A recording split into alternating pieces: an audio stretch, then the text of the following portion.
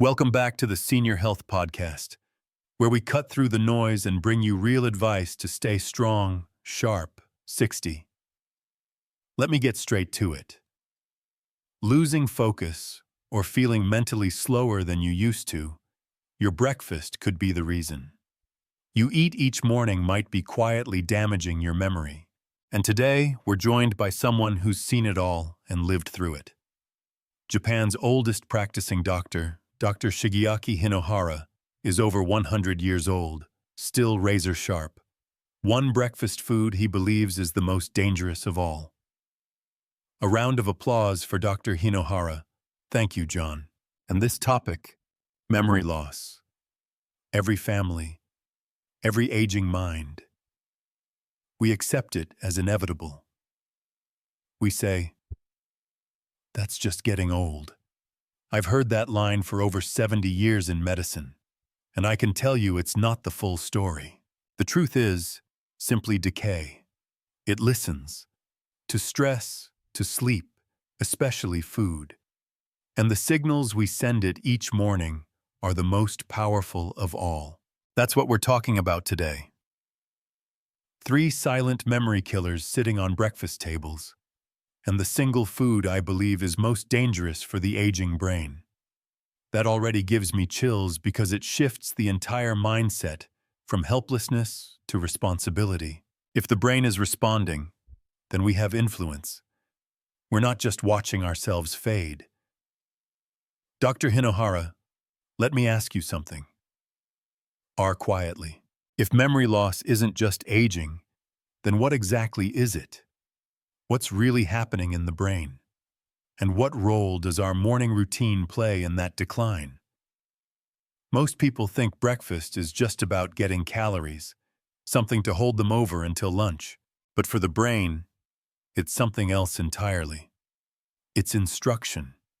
Night of fasting, the brain is incredibly sensitive. It's searching for, am I safe? Am I nourished? Am I supported? To defend, conserve, you choose their quality, send messages to every part of the brain. If those messages are chaotic, if they spike blood sugar, cause inflammation, or deprive the brain of critical nutrients, then memory begins to slip. Not all at once, slowly, mistake. The damage adds up idea that the brain is listening before we even realize we're speaking to it. And I think that's what makes this conversation so important. Because we're not talking about one bad breakfast. We're talking about a pattern. Daily signal that tells the brain to dim the lights instead of keeping them on. So let me ask you this. When you say certain foods are sending the wrong message, what exactly is going wrong inside the brain? What's breaking down? And why does it start with what's on our plate? Excellent question. Let's go inside the brain for a moment, because that's where the story begins. When you eat, especially in the first hour of waking, you're not just filling your stomach. You're feeding the neurons responsible for memory formation, recall, stability.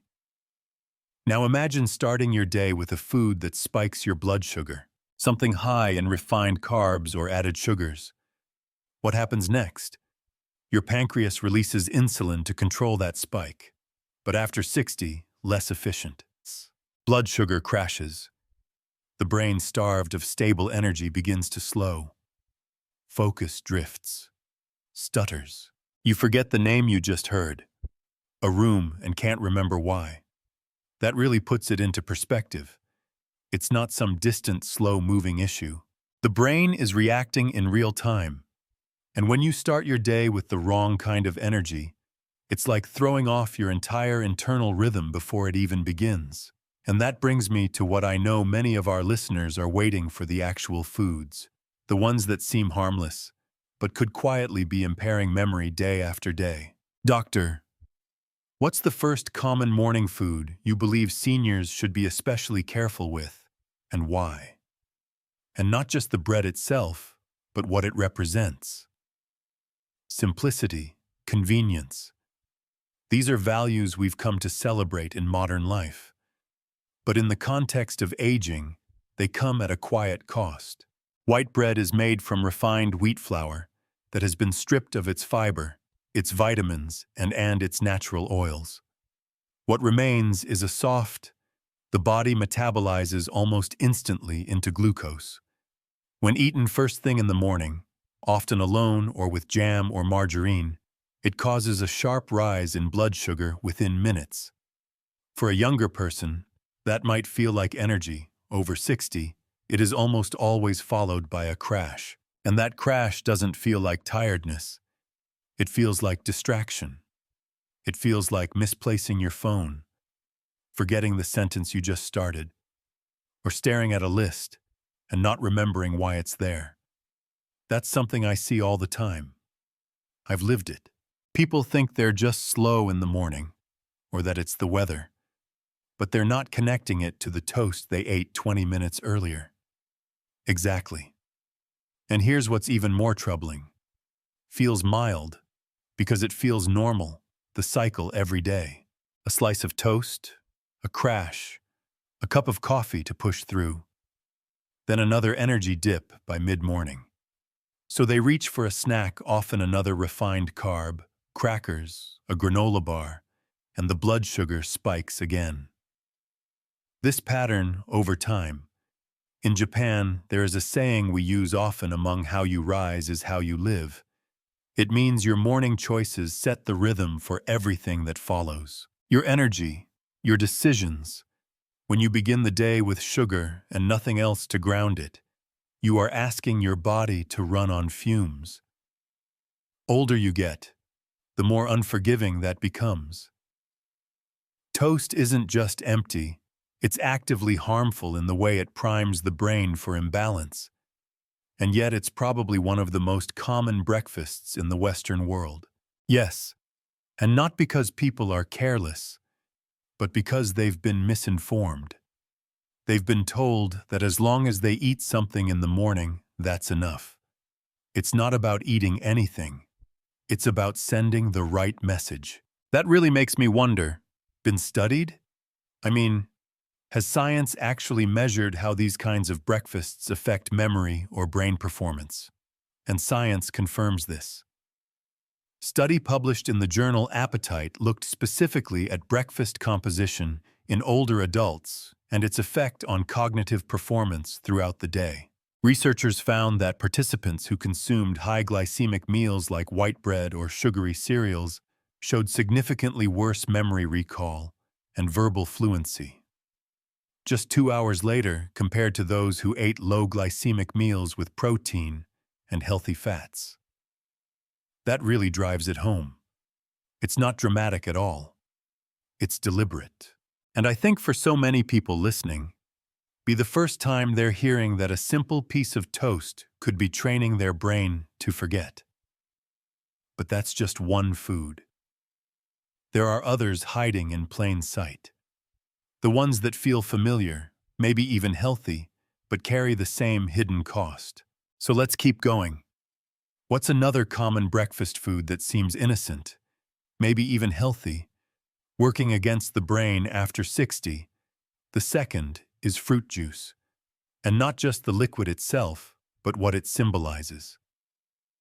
Freshness, health.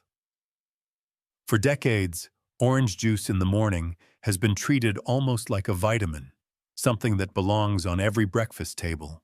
But for the aging brain, comes with a dangerous cost. Fruit juice, even when labeled 100% pure, is essentially a liquid sugar. A single glass of orange juice contains the sugar of 4 or 5 whole oranges, but none of the fiber that was meant to slow that sugar down. Without that fiber, your bloodstream like a flood. And when this happens first thing in the morning, especially on an empty stomach, as chaos. Yes. But just like with white toast, it drops just as fast. And that drop isn't gentle. It doesn't feel like sleepiness. It feels like confusion. You sit at your desk and forget what task you opened the laptop for. You stare at your phone and feel mentally blank. You feel disconnected, not just from your thoughts, but from your rhythm. And honestly, It's not something most people would suspect. Juice is sold as something light, clean. You picture a glass of orange juice and think, that's the healthy choice. Exactly. It feels healthy. It tastes refreshing. But what it does inside the brain is more damaging than people realize, especially for those over 60. As insulin sensitivity declines, the glucose hit becomes harder to manage. The brain doesn't just experience the sugar, it experiences the crash, the stress response, surge in cortisol that keeps you feeling foggy for hours. In Japan, many elders still consume citrus, but never like this. We eat a mandarin orange slowly, with green tea. After a meal, and drink it in isolation, because we understand that food must be consumed in context, with balance, with respect for the body's pace. A 2020 study published in Frontiers in Aging Neuroscience found that older adults with a higher dietary sugar intake, particularly from fruit juices, showed significantly worse performance in memory and attention tasks. The researchers noted that sugar intake from beverage sources had a stronger negative effect than sugar from whole fruits or desserts. That's because when it's liquid, it bypasses the body's normal checks. And when it's isolated, so it's not the fruit that's the issue, it's the way we consume it.